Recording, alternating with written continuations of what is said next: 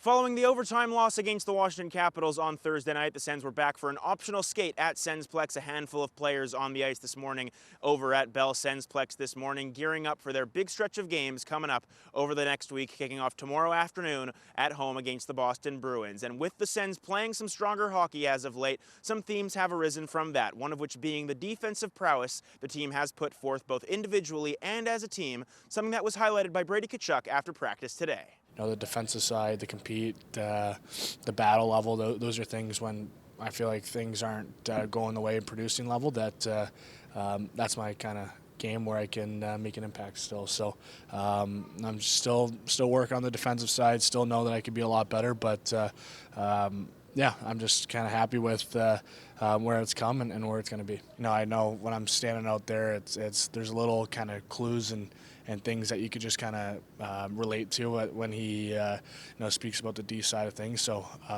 those are things that usually I think in the past in the middle of the game it's almost not overwhelming, but kind of too many details to think about, where this is just simple and able just to think about one thing, stay in that kind of spot and keep your head up on a swivel yeah, I still know that, for myself, I could be way better in that side of things, but I'm happy with the improvement so far. With that defensive structure in mind, Tyler Kleven also spoke this morning about the importance of developing that game as the season has gone along in the absence of some of the players that are missing from the lineup, Jacob Bernard-Docker and Travis Hamonic, as well as Thomas Chabot yesterday against the Washington Capitals. His game developing as well, Kleven, especially under the tutelage of assistant coach Nolan Bumgardner.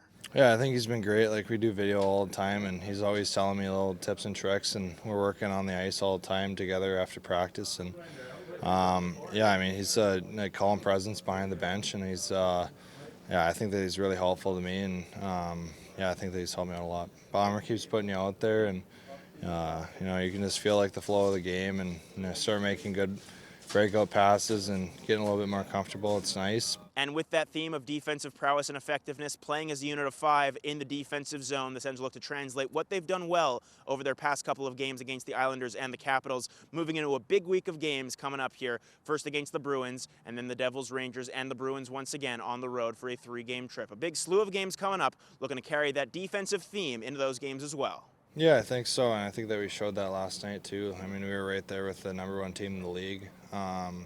It was a tight game. Like, any puck could have went in. So, now knowing that, like, we gotta continue that and try to get as many wins as we can so we can make a push for the playoffs. I mean, we could say biggie kind of for the rest of the years, but yeah, tomorrow especially is a big one, and kind of sets the next week of Eastern Conference games up on the right note, and yeah, it's especially not much time to think about it tomorrow. 3 o'clock, get right into it and get going. As highlighted, it's a game day tomorrow right here from Canadian Tire Center. The Sens playing host to the Boston Bruins, a big one on Saturday afternoon. For Sens 360, I'm Jackson Starr.